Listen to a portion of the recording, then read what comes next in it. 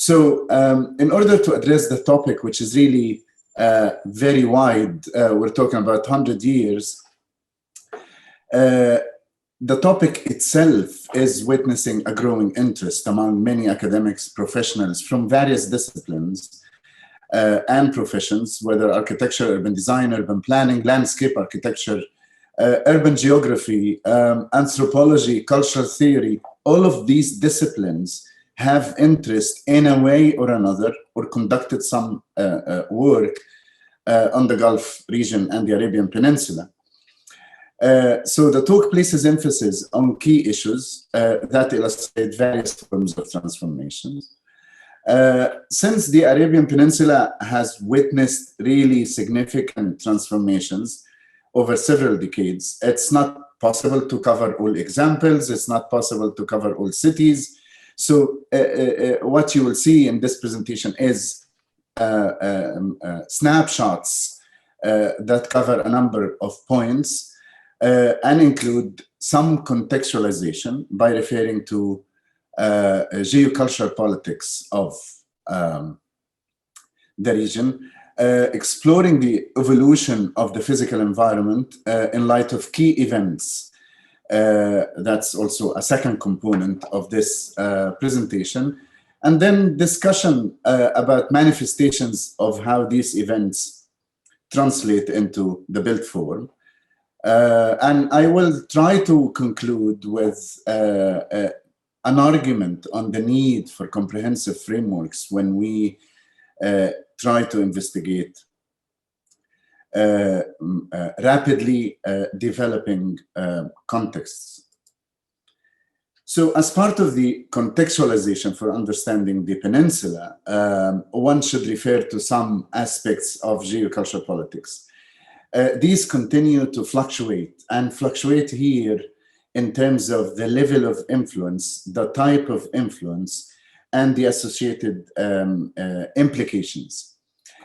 Historically, the region had very strong ties with the Mediterranean. So you can see the attitudes: Mediterraneanism, Pan-Arabism, and Middle Easternism. So the region had very strong ties with the Mediterranean. This is because of the proximity, of course, as we can see, to southern Europe, as well as through Egypt and Lebanon, because Egypt and Lebanon have very, very strong ties with southern Mediterranean and with the rest of Europe. So through that link of Lebanon and Egypt, they seem to act like bridge between the Euro-Mediterranean and the peninsula. There is also the idea of Pan-Arabism, the idea of the Arab world, which emerged in the 20s, then became part of the collective psyche of the region in the 60s. And the whole notion of the Arab world was an attempt to unite the countries from Bahrain to Morocco, based on language, cultural, religious similarities, and so on and so forth. But Pan-Arabism and the idea of the Arab world was always accused of being exclusive. And starting from the 60s, the term Near East was replaced with the Middle East. Now we never hear about the Near East, although when we look at the history books, that notion of the Near East was there, was always there. So the idea here of trying to go beyond the Arab world is to include non-Arabs, Turkey, Iran, Israel, as part of the formula of the Middle East. Recently, we can see also the rise of nationalist particularism, and this is really reflected in architecture, and it became the norm. And one can see each country is trying to promote itself, and of course its architecture, its cities, basically compete with other countries in terms of responding or attracting, responding to the global condition or attracting global flows. As an evolutionary process, the Arabian Peninsula can be framed within three periods. Of course, these periods are questionable, But to be able to frame the discussion, we really need to look at some historical events. So I classify it in terms of pre-oil, oil, and then post-oil. Because oil is the main component of economy in the Arabian Peninsula. So the first one is pre-oil, which represents a period of a desert culture and tribal traditions, referring to the period pre-1914 to the discovery of oil in the 30s. And this reference, why 1914? Many people can question why 1914. Of course, in Europe, it was the beginning of World War I. But in the Arabian Peninsula, it was the collapse of the Ottoman Empire, the clear collapse of the Ottoman Empire, and the beginning of the British colonies and protectorates era in the Arabian Peninsula. So the year 1914 was an important year in that region. The second period is the oil period, which is massive in terms of number of years. It's basically 6 decades from 1930s to 1990s. Of course, this can be questioned in terms of the length of the period, but the key dominant feature of that period was the heavy reliance on oil and the heavy reliance on the importation of Western trends. And then the third period, which starts from the late 90s, is the post-oil period. The post-oil period is basically the declaration of receiving happily the global condition or globalization. So these are the 3 periods which I will try to structure the discussion around. Of course, some of these slides look boring, but I will try not to make them boring. I'm not going to go through reading them, but I want to show here that certain events, whether economical, whether political, whether infrastructural, major decisions influenced architecture and urbanism in the peninsula. So during the pre-oil discovery period, there have been a number of events which were mainly political, had implications on the development of the peninsula. And as I say, I wouldn't go through the entire list, which you can see at your own pace, but I will give one example, which is striking really, the invention of cultured pearls in Japan. The economy of the Arabian Peninsula, especially, of course, we are talking about the smallest states of the Arabian Peninsula, United Arab Emirates, Qatar, Kuwait, and other smaller cities within these countries. The global trade with cultured pearl from Japan led to the end of the pearl diving industry. So there was a pearl diving industry characterizing many settlements in the Gulf. The subsequent economic collapse of this industry basically meant the departure of many merchant families and many skilled labor who came originally from India and Persia and then went back to their own countries. So it had an impact also in development and the population. So we can see here that how an industry developed in one region, which is in the Far East, has impacted the population and the development of the region here. Applying across most of the region, the factors that produced architecture and urbanism in the pre-oil settlement are evident, and all of us know them. And I'm not going to dwell on this, but in terms of building materials, in terms of building construction techniques, there was a heavy reliance on the local experience of building in the desert, but there were also imported experience of migrants, as I say, from Persia and India. Laws and regulations were based on tribal governance, Islamic laws, as interpreted within these tribal societies or communities. Land was distributed based on how the tribal leader see the distribution of land among people, depending on their contribution to the wider economy of the settlement. So the pre-oil settlement was characterized by features which we can find also in North Africa, for example, courtyard houses, narrow alleys, cul-de-sacs with important buildings located on the main spines. You can see in the top right and the bottom right, all of these features. In terms of planning and execution, this has resulted in types of environments as we see them that share quality or different qualities with some North African cities.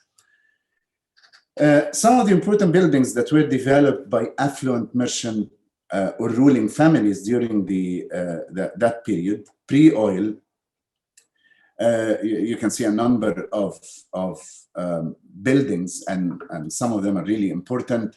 Whether the Saif Palace in Kuwait, top left, which was built in 1906, was completed 1917. Bottom left, Beit Burj Al Raya in Dubai, which is an important building in Dubai, in the core of Dubai. Beit Al Wakil in Dubai, also the top right. And then most of these buildings have been remodeled, refurbished for tourism purposes. Some of these are used now as restaurants or cultural attractions. Palaces or houses that existed before the discovery and production of oil were either of ruling families or merchants. So these were some of the characteristics there. The one in Riyadh is still the core of the royal palace or the headquarters, and its architecture in terms of spatial organization, details, refer to the dominant traditional features of the region of Najd, which is the surrounding context of Riyadh. Some of these places have been restored, as I mentioned, and adapted to modern use for tourism purposes. This is one of the very famous now restaurants, cultural centers, art galleries, and restaurants in the historic core of Dubai, for example. It is interesting really to see that some of the details are not necessarily related to the actual details of the immediate context or the local vernacular. They were borrowed, and here the case of borrowing was from Persia, and in some cases, as I mentioned, in India. This is an example of a window from Bastakaya. Bastakaya is the oldest, it is said, it is the oldest settlement in Dubai of a Persian family that came from an area called Bastak. And this is why it's called Bastakaya. So the details were influenced by traditional settlements in the surrounding region, but not necessarily in the local context. It is known as one of the oldest districts of Dubai. Some of the vernacular coral limestone architecture date back to 1890. Characterized by winding streets, same features that you can find in hot arid regions or hot desert regions. Winding streets, traditional wind towers, decorative details and grills were important characteristics of these or of this settlement. An important thing, an important undertaking, and late 90s and then in 2000s, where Dubai municipality started to look into this to remodel, refurbish, and reuse as an important heritage destination. And it won a number of awards. And now, I'll show the next image, this slide. Most of the buildings are now cafes, restaurants, art centers, headquarters for some government functions. Dubai Heritage Department is housed there, or some of the offices of the municipality of Dubai. These are just examples of that period. And then another series of events, which started in the 30s, marking the discovery of oil, to the 60s, which is marking gaining full independence, and then eventually to the 90s. But that period was really very important, trying, when countries got their independence, they were trying to bring the population from the desert to the city. So you're starting a city from scratch in the 30s and 40s, which were not developed well until the 60s.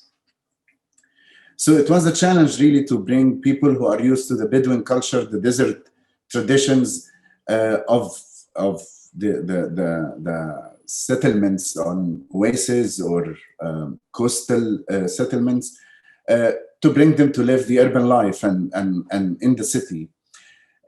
So one important event was really interesting, which was a political decision to move all the ministries from Jeddah to Riyadh. So Jeddah was almost the capital of Saudi Arabia, or was the most important city, and there was that political decision in 1953.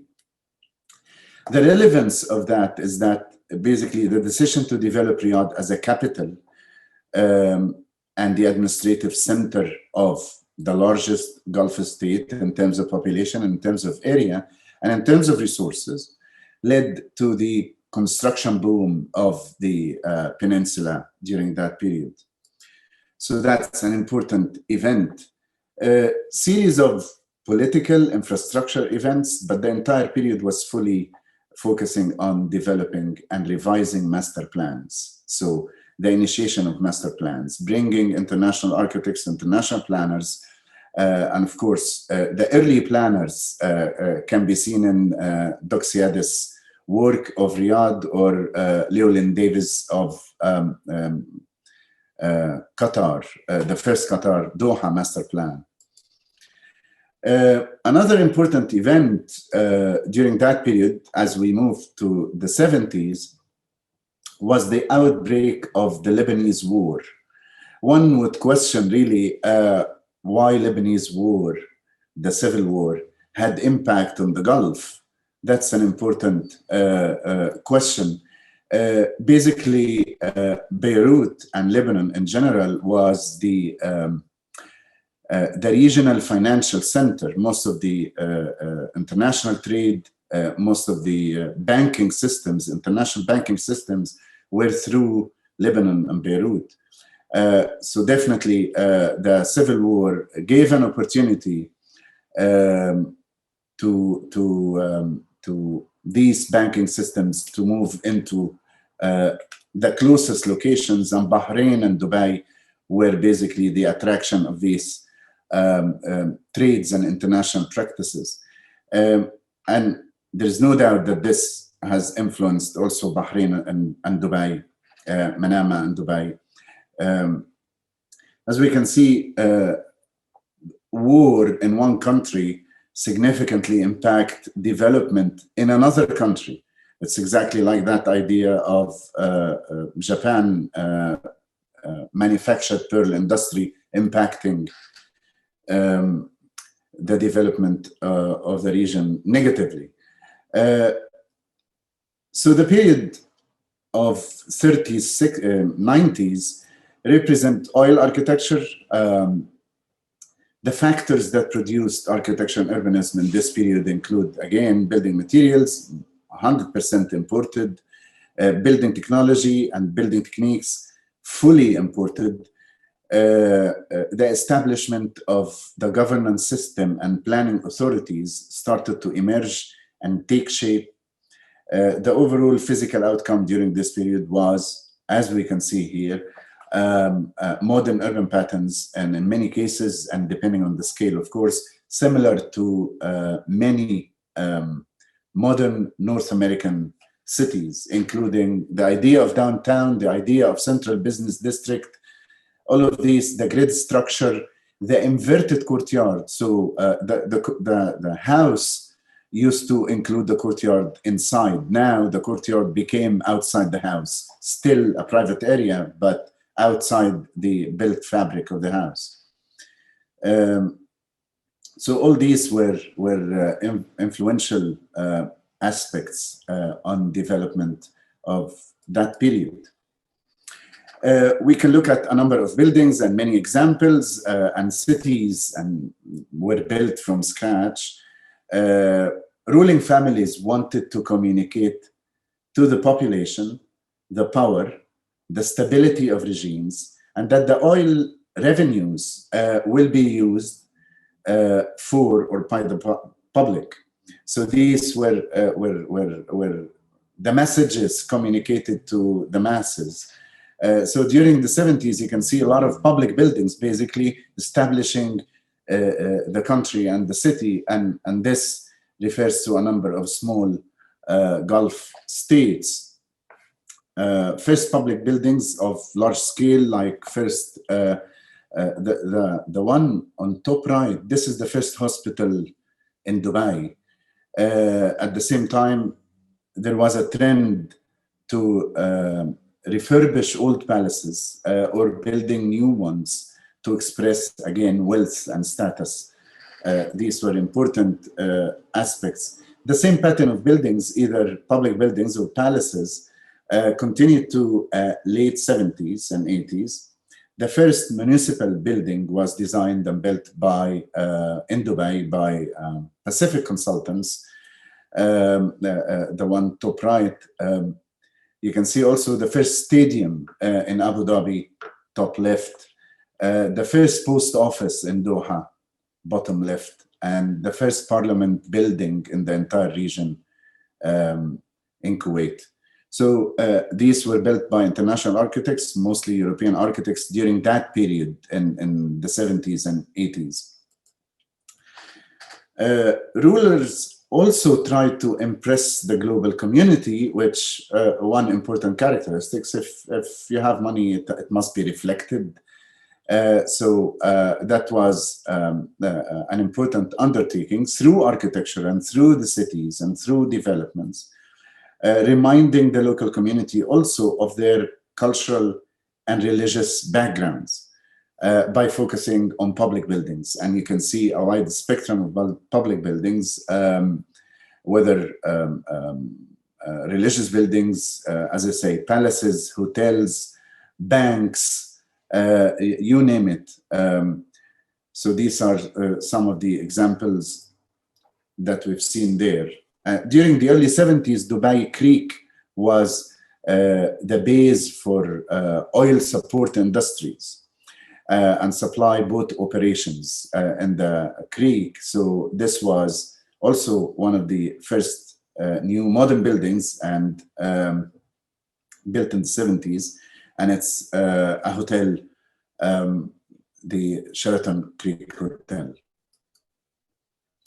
Another important building during that period is the Dubai World Trade Center. That's the World Trade Center. Was designed by a British architect, John Harris, who was also responsible for the first master plan of Dubai. These are some classical buildings that exist now. Of course, they look very small and very modest compared to what happened after that. But these are critical buildings. Maybe Saudi Arabia, Riyadh, Jeddah, and other cities within the Kingdom of Saudi Arabia represent a very, very different condition, and that's because of the area of the country, and also, as I say, resources, whether human resources or physical resources. But this is an example from Saudi Arabia Ministry of Foreign Affairs in Riyadh by Henning Larsen architects, Danish architects.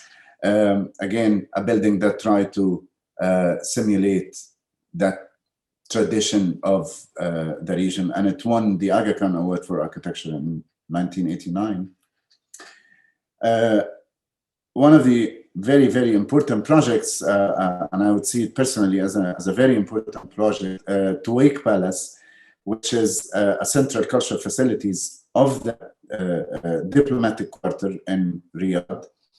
Originally, it was designed for diplomats and their families, and then eventually it was open to the public.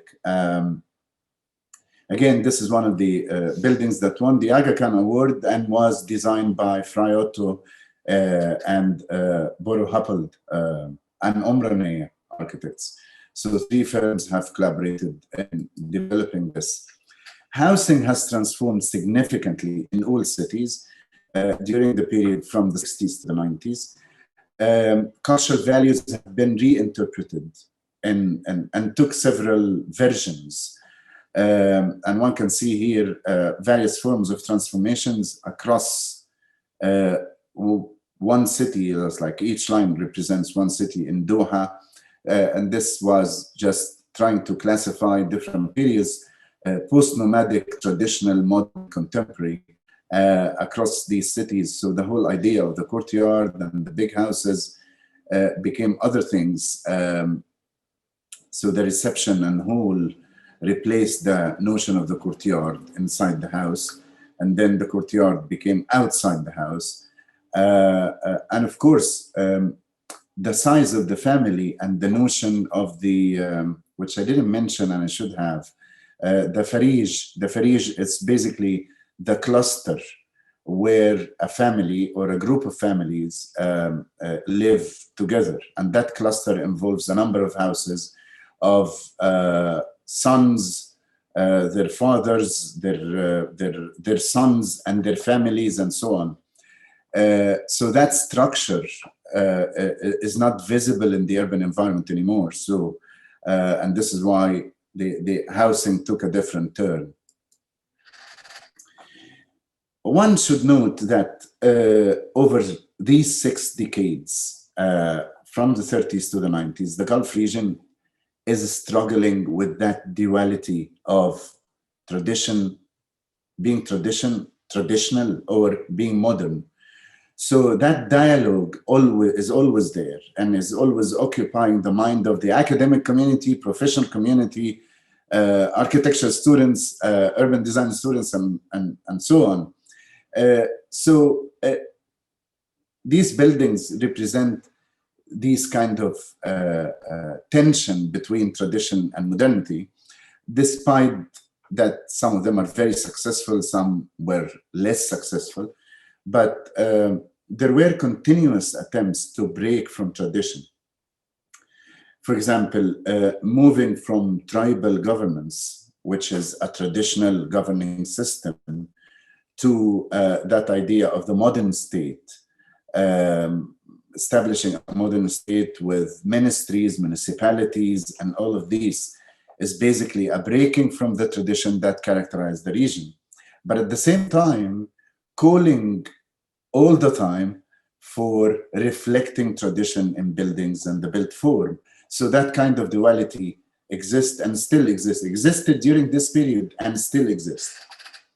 So now, moving to the third phase, which is the global condition adopted by governments, international bodies, and leagues. So I want to reflect very, very quickly on that global condition, identifying 2 important theories, Castells and Appadurai, from 2 different disciplinary backgrounds, basically sociology and cultural theory and anthropology.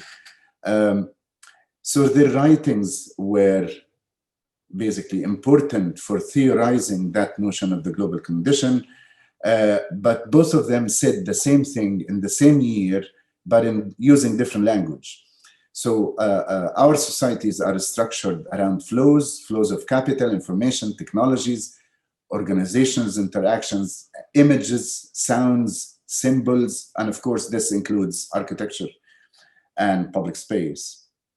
Appadurai said the same thing, but he called them scapes of flows, ethnoscapes, mediascapes, and so on, financescapes, technoscapes, and ideoscapes.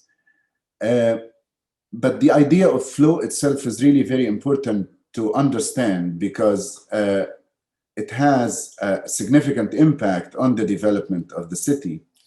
And the city that is exposed to more flows is likely to be described as globalized or global, in the process of being global. And the reason is these flows involve migration, involve expatriate communities, involve international education, involve many features that are reflected into place typologies. And the place typologies include buildings, campuses, headquarters of international universities, and so on.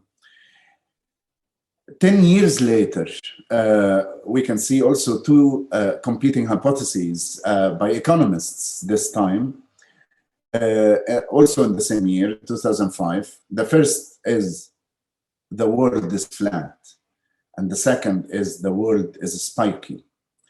That idea of flat and spiky. The idea of flat supports the notion of flows more. And I'll show that the notion of the world is flat, which is Friedman hypothesis, is based on the spread of the internet, the spread of information and communication technology, and how they are contributing to the spread of flows. The world is spiky is a hypothesis by Richard Florida, and also says, no, these flows must be concentrated in certain area, and they go and stay in that area or that city for a while and then move again. Whether flow of capital or flow of people, which has significant implications on these cities.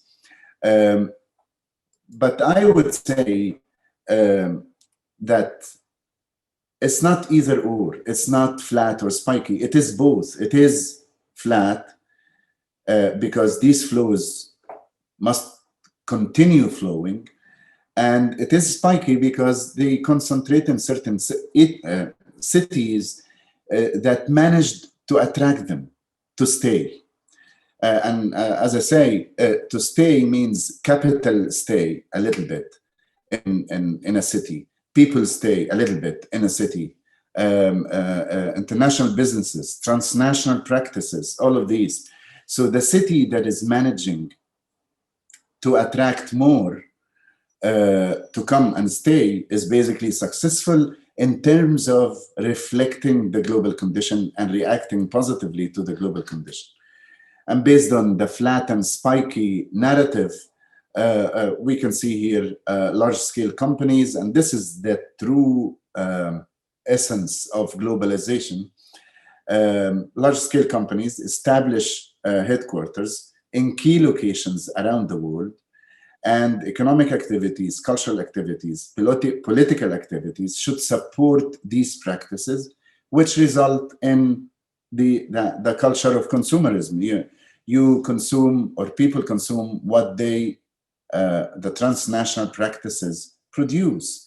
So it's a capitalist thinking, but reflected at a global scale.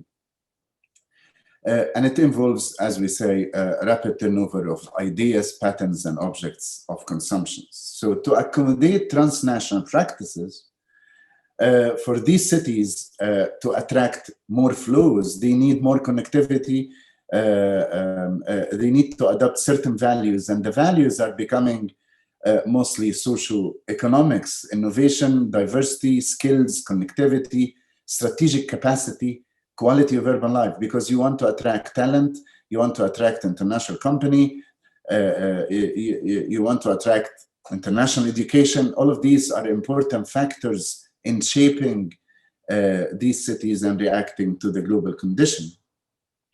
So these are the qualities. And over the past 10 years, we have been, with many colleagues, many researchers, working with us in different capacities, tried to put an effort in understanding and recording the impact of the global condition on selected cities on the Arabian Peninsula.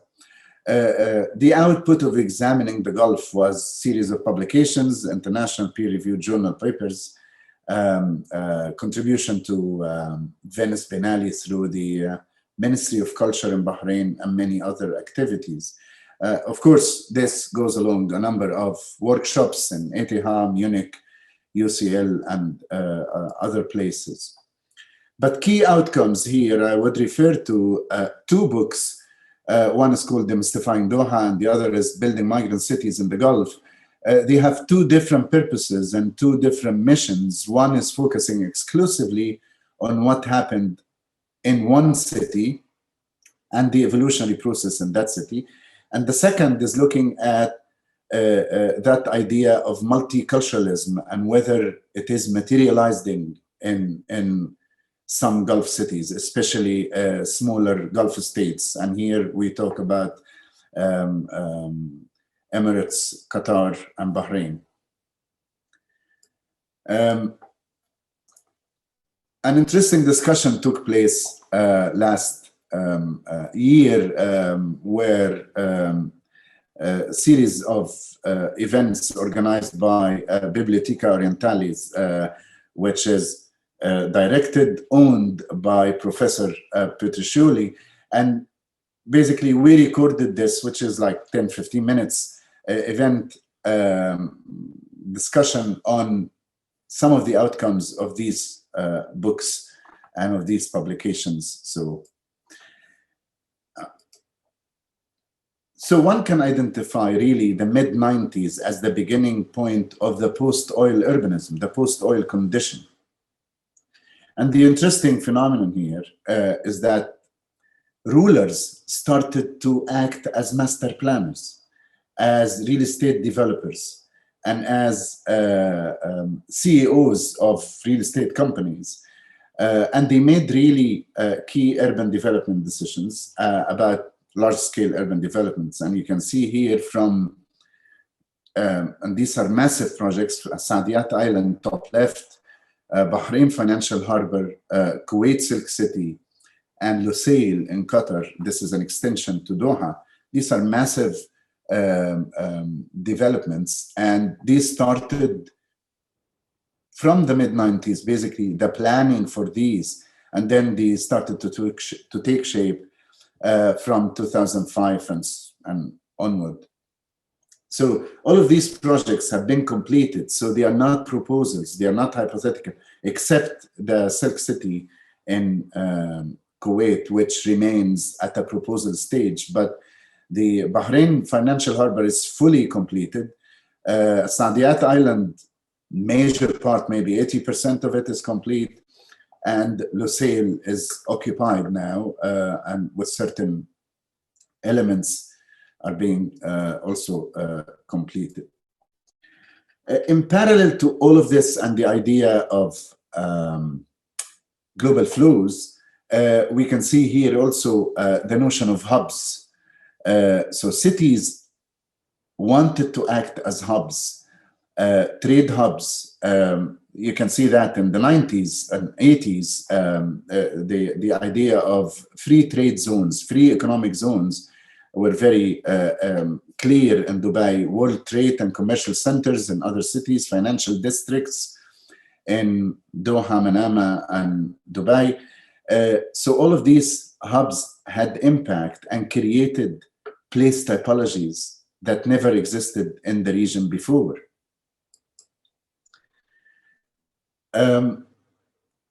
By the mid-2000s, the idea of global flows was reflected, as we can see here.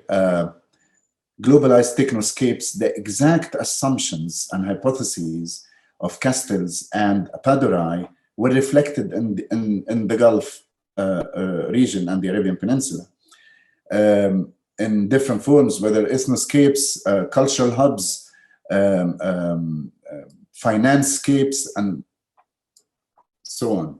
So with this hub vision, cities wanted to compete to sustain their position. Basically, they want to have an economic base that doesn't rely on oil. So how to create this kind of economy? whether through knowledge or culture or tourism or other forms of economy. So competition means a fast-track development process. And these are some satellite maps, 2003, 2013, in one area, the West Bay area in Doha. And if you see the plan now, 2021, you can see the plan for 170 high-rise towers were fully completed.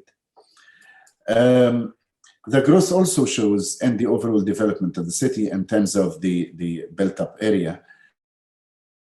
Required for that was reflected in the total urban area in terms of specific functions. And you can see in this small matrix how commercial activities and how residential activities and public services were exponentially grown. So the question is, would these cities maintain their condition as they are, or would react to the global condition positively, or what they do? And this is why really the discourse on the global condition is really very important in terms of how it impacts these cities.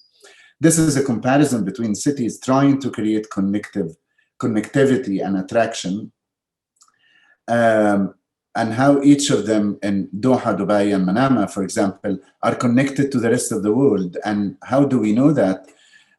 From looking at the airports, the number of flights, the number of people entering the country, and the number of people entering as transit. And this also is creating what we call an airport society. People enter the city, stay a few days, and leave. And that's also an interesting notion that characterizes many cities in the Gulf. Example of Dubai, it's a sharp example really on the fast-track development process. An interesting phenomenon here is that two things: as more expatriate people, international people, are coming to the core of cities, the local population is leaving the core and going to the periphery. And now some governments are trying to attract the local population to come back to the core of the city. That's an interesting urban phenomenon. Another one, which is basically the plurality of centers. Many centers, due to expansion, many centers are being created to compete with the old center. There is many, or there are many phenomena really that we can find disparities between places where low-paid migrant labor are accommodated and exclusive communities, whether business or residential. These are in Doha and Dubai, so that pretty image also have consequences, basically, in terms of construction waste. Still, while it is not the norm, certain level of diversity is really important to note in the Gulf also. There is a level of diversity, and this is the cultural center called Qatar Cultural Village, and it shows some form of urban diversity there. I think, Dr. Hussam, I really want to know the time. Could you tell me, please? 5 minutes to go. Okay, thank you very much. This whole discourse basically generates that idea of identity. Because speaking of tradition and speaking of modernity, generate a discourse on identity. And here are some discussions and comparisons. I won't go through them, but I would say that how identity manifests is through permanence. Objects acquire importance when they stay longer. Even if we don't like them, the thing that lives with you acquire importance.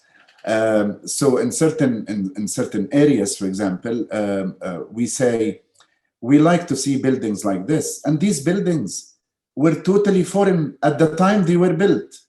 But because they stayed, that's an important one. They are recognized, they are distinct.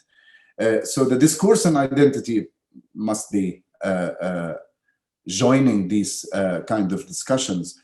The notion of being and becoming is really very important, especially in the Gulf region, and especially within this discourse of tradition and modernity. Here is basically, there are two types of identities, either natural identity that reflect the spirit of place, the spirit of context, or the spirit of time through technology and industries and advances in construction and all of these. And there is also constructed identities through governments, through real estate developers, through media. And when people keep saying or watching developments that don't reflect themselves, but people are telling them, or the media is telling them, these are excellent developments that you can go and live there. When you hear that every day in the TV, you end up believing that these are excellent places and you want to go, although they don't represent you. So I'll skip a few slides because I don't want to really exceed the time and give opportunity to colleagues to comment. But there were many attempts to reflect this identity in architecture, whether through recycling vernacular architecture. And recycling vernacular architecture takes different forms and different levels of effort. Some of it is copy-paste, some of it is reinterpreted, and so on. Or establishing visual references to visual culture that exists in neighboring countries, not necessarily relevant to the context. And it takes different forms. This is Souk Sharq to your left in Kuwait, and another tower, I would say, reflecting clearly that tension of tradition and modernity. Tradition and modernity is also reflected in, of course, master planning and placemaking efforts. And this is, a project was called at the time when it started, the Heart of Doha, which was probably the largest urban regeneration project in the world in terms of its size, scale, investment, phases, and all of that. And it was initially by Arab and then AECOM in collaboration with Eliza Morrison Architects. And of course, that in terms of master planning, in terms of buildings, there were a number of international architects contributing to some of these clusters and quarters. But while it tried to reflect this traditional image at that scale, it was not, or I'm not sure really it was successful at this three-dimensional scale. It doesn't reflect tradition as it does here. Many attempts to strike a balance between tradition and modernity as interpreted by international architects, we can see in education buildings. Mexican architecture is brought to the Education City and Qatar Foundation through Ligoretta and Ligoretta, and so on. Norman Foster is trying to create these contrasting images, whether the indoor environment is fully local and the outdoor environment is fully global. Masdar City still, although it was not really completely achieving its mission in terms of being carbon neutral, but it maintains certain important qualities. Pay and the Museum of Islamic Art in Doha. So that discourse of tradition and modernity stayed for maybe 30, 40 years, whether at the level of international practices, at the level of local architects, and at the level of intellectuals. All of them are contributing to this discussion, which we don't find probably in other places around the world. Here is that notion of multiple modernity. There is no one modernity, there are many, and it's reflected, and it reflected in different forms, and characterized by economic interest in ownership of advanced technology, many other aspects. So all of this, does it represent the locality? Does it represent a positive reaction to the global condition? These are very important questions. We are not really in a position to make ultimate judgment and say this is wrong and this is right, but generating the discourse in itself is really important to try to interpret the notion of flows and how it's impacting the cities and all of this. I would conclude by just 2 slides. The Arabian Peninsula represents a hybrid condition. What is happening in the Arabian Peninsula represents a hybrid condition, and a hybrid condition requires hybrid modes of thinking, hybrid methods of investigation, hybrid tools tools by different types of professions, architects, urban designers, planners. So that idea of trying to look at place production in terms of conceived, perceived, and lived was proposed and generated the type of applications that I have shown, and basically trying to understand and investigate the relationship between what decision makers do, how big players in the society interpret what decision makers do, and then how the two impact you and me. So I'll stop here and thank you very much. And I'm really sorry if I went long. Thank you, Ashraf. Thanks for the very informal talk, actually. You raised some fantastic points and issues.